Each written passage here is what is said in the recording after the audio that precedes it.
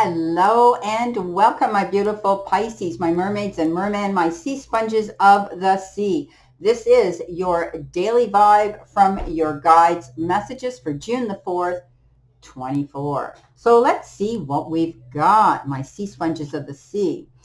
You've got live your bliss. So today's the day where we're going to be tapping into higher self, good energy. Our guides are pointing us in the right direction. And whether we are consciously aware of it or not, there are unique lessons to be learned by following our bliss. Now, let's think about the sensations of fulfillment and satisfaction as pearls that are strewn before our soul's journey. They lead us in the right direction. Conversely, if something makes us fatigued or bored, that is also a sign that we have ventured onto a path that won't ultimately fulfill our soul's blueprint. On earth, we will be compelled to various interests or desires, and this is because we're coming closer to our soul's nature. So following our dreams is also about letting ourself express our joy. In doing so, we are in alignment with our personal truth. And it shows up because it wants us to examine our priorities right now. Okay. Um, Many lessons that we have, had to learn deal with knowing ourselves well enough to take chances to follow through on what our soul is telling us. Our gut instincts, our intuition, that little voice of wisdom. Even though it may not seem rational or make sense, today's a day that we're being given guidance. We're being led. We're having messages that are being downloaded.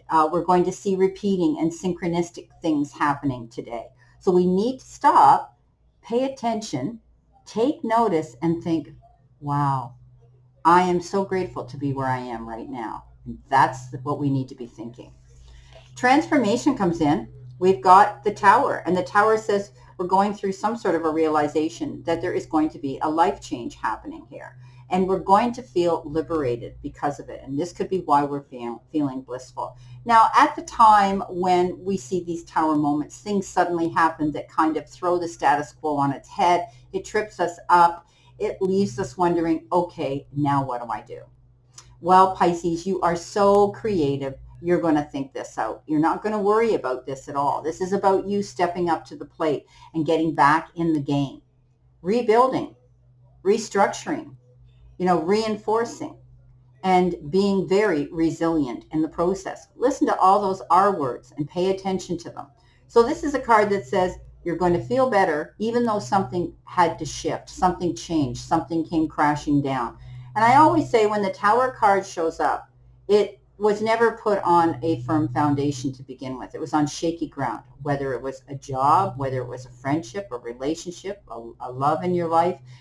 Something happens and all of a sudden we get short-sighted and we get blindsided and something pops up and we go, oh my gosh, why didn't I get ready for this? Why didn't I prepare for this? All the red flags were there to give me, to give me warning and caution, and I didn't pay attention. And when I look back, we look back and we go, yeah, we should have thought about this before. But in the end, sometimes these moments of tower moments are, believe it or not, a blessing in disguise. Sometimes we might have been in a situation at a job we really didn't like, and we just plodded on, kept up doing it because it paid the bills. And yes, you need to be gainfully employed. I get that. But you've got the ability to change things up. You've got the ability now to rebuild, to bring something new into the equation. And maybe some of you are going to say, to heck with this. I know enough about this business. I'm going to open my own.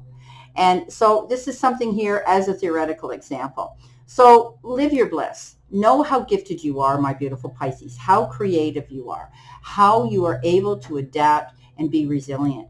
This is a day of making those changes. Now, transformation could be anything. This could be something that got changed on the calendar all of a sudden, and now you're not going to be going to that appointment, or something came up and you're going to have to find a new doctor, or whatever the case is, something like that. Okay, can be that. Now, we've got the never-ending story in the middle, and the never-ending story to me is, what is the story we're telling ourselves all the time, right? Are we constantly going through self-criticism? Are we putting ourselves down? Are we getting ourselves into the stinking thinking mode where we presume and assume things are not going to work out because it hasn't happened ASAP at the snap of a finger? So it's unnecessary drama. We need to let that that drama go. We need to let go of the ego. We need to enjoy the bliss right now and live in the moment, okay? But sometimes, life brings us hurt and loss and rejection and humiliation.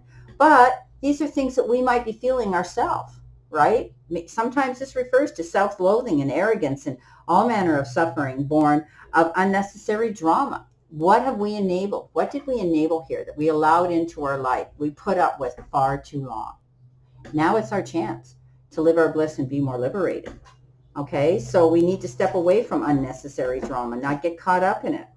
Sometimes our heart enters into a contract with another person that results in pain too, not because of abuse or neglect, but for other more complex reasons maybe, Shame, fear of intimacy, and low self-esteem are the greatest challenges to the success of a relationship. Working together, communicating. If this is a situation for some of us right now, we've got that opportunity for healing. But it means we have to think about the things that have happened in the past and learn from them, right? In our jobs, sometimes we feel fear and envy and procrastination and greed and the perception of victimhood could all be active in our life at this moment. Are we comparing ourselves with others? Are we thinking their success should be ours? Sometimes we do that. Sometimes we get caught up in our head and we allow that never-ending repeating story to go around in our head, right? And we have to be more positive. This is why that Live in Your Bliss card came up. This is why I see that this Tower moment is here. It's telling us that we need to change this. Get out of that old mode of thinking, all right? And realize that we might, be carrying around financial insecurities that are scaring us. We're thinking about all these negative things. Just because somebody has something more than us, we have to get out of that envy and that arrogant mode of, we've all been there where it's, geez, I wish, the Mercedes comes in next door and we think, geez, what a beautiful car. I wish I had it. But it's okay. But we have to get up and try to earn it. And chances are they worked hard to get it. So we need to live in our bliss, live in our moment, not try to perceive that we're wanting something that we're not working for. We have to work for what we want. It doesn't land in our lap. I know some of us seem lucky. Everybody that's known me says, Brenda, you've always landed on your feet. We've always thought you were rich. We always thought you were lucky. And they said I made everything look easy. Well, I still had to do it. And I found ways to be resilient. I found ways to maneuver around obstacles. I found ways to make it easy for me. And what works for us as an individual, right? Now, coming in with this, we have the Seven of Swords, the Seven of Air. And, this is about awareness and caution and consequences. When we get that Seven of Air, oh boy, don't we know that it's that card of betrayal and disappointment and heartache and, feeling as though you're stabbed in the back, that type of thing. But this is a card that says, don't give up, okay? Be aware, stand your ground, fight in your corner. You've heard me say this a lot of times, but the Seven of Air, the Seven of Swords, it's that wolf in sheep's clothing. Sometimes people come into our lives that portray to be our best friends or want us to confide certain things in them, and they have ulterior motives. So we need to be careful. They might be dishonest and they might be wanting to lie or cheat, manipulate something here.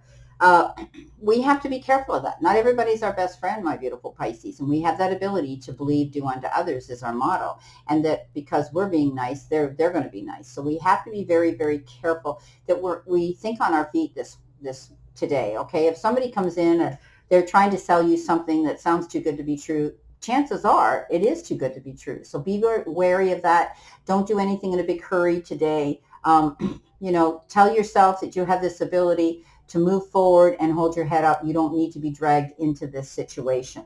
Okay. Coming in next, you've got illumination. And let's walk in our light. Let's shine in our light. Let's see our path illuminated, right? This is a card that says, and we know we're very spiritual. It doesn't mean we're religious. It means we're very spiritual. We believe in higher self. We tap into the higher self. We pray and we meditate and we manifest things that we want through this higher self. And, it says that our guardian angels are close at hand, assisting us on our upward journey of illumination. And they're protecting us and supporting us. And our spiritual life is expanding by leaps and bounds right now. I think a lot of you are experiencing that. I know I am, okay? There's so many shifts going on in our world, and one of the biggest shifts lately in our lifetime was this, this solar eclipse that happened. It was such a profound moment in the whole world. And a lot of people felt that shift. And I know Pisces is one of them that specifically really felt that shift.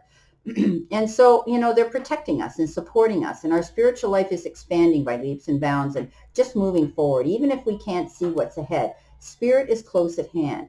If we draw this card, we need to trust our heart, what we feel more than what we see and what we think. And we're going to be guided in a wondrous direction. So it comes down to that. What we think, we become, we believe, we attract, right? So we have to be careful about that.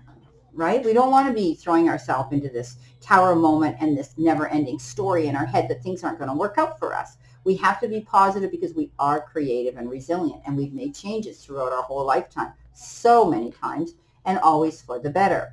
Now, coming in with that is the Four of Air, the Four of Swords, and it is about a timeout. Take time for yourself.